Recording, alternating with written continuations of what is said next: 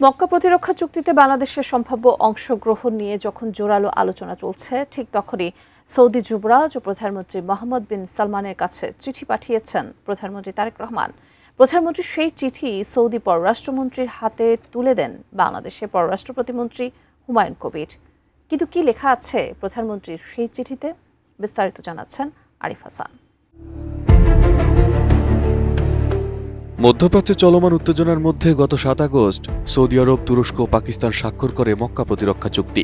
পারস্পরিক প্রতিরক্ষার নীতিতে গঠিত এই চুক্তি গঠনের কয়েকদিন পরই বাংলাদেশের প্রধানমন্ত্রী তারেক রহমানকে সৌদি আরব সফরের আমন্ত্রণ জানান দেশটির যুবরাজ ও প্রধানমন্ত্রী মোহাম্মদ বিন সালমান।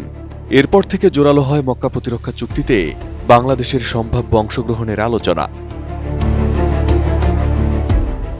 আন্তর্জাতিক গণমাধ্যম থেকে শুরু করে দেশের জাতীয় সংসদ বাংলাদেশের সম্ভাব্য যোগদান নিয়ে যখন আলোচনা তুঙ্গে, ঠিক তখনই সৌদি যুবরাজ মোহাম্মদ বিন সালমানের কাছে চিঠি পাঠিয়েছেন প্রধানমন্ত্রী তারেক রহমান।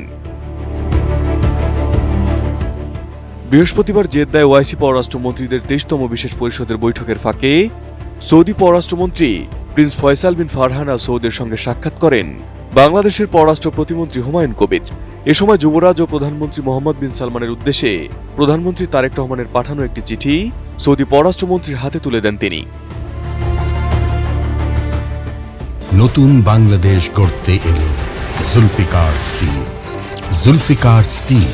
তবে চিঠির বিস্তারিত বিষয়বস্তু প্রকাশ করা না হলেও একই বৈঠকে বাংলাদেশ ও সৌদি আরবের দ্বিপক্ষীয় সম্পর্ক আরও জোরদার করার বিষয়েও আলোচনা হয়েছে। উভয় পক্ষ দুই দেশের সম্পর্কের ইতিবাচক অগ্রগতিতে সন্তোষ প্রকাশ করে অংশীদারত্বকে নতুন উচ্চতায় নেওয়ার অঙ্গীকার পুনর্ব্যক্ত করে। পররাষ্ট্র প্রতিমন্ত্রী হুমায়ুন কবির বলেন, বিএনপি নেতৃত্বাধীন সরকার গঠনের পর দুই দেশের মধ্যে বেশ কয়েকটি উচ্চ পর্যায়ের সফর হয়েছে, যা বিভিন্ন খাতে সহযোগিতা সম্প্রসারণের নতুন সুযোগ তৈরি হয়েছে। ভবিষ্যতে উচ্চ পর্যায়ের সফরের সম্ভাবনার কথা উঠে আসে আলোচনায়। এই বিষয়টি আলোচনা করাটা সম্ভবত সেই সময়টি এখনো আসেনি। আমরা নিশ্চয়ই এই সমস্ত বিষয় বিবেচনায় রাখবো।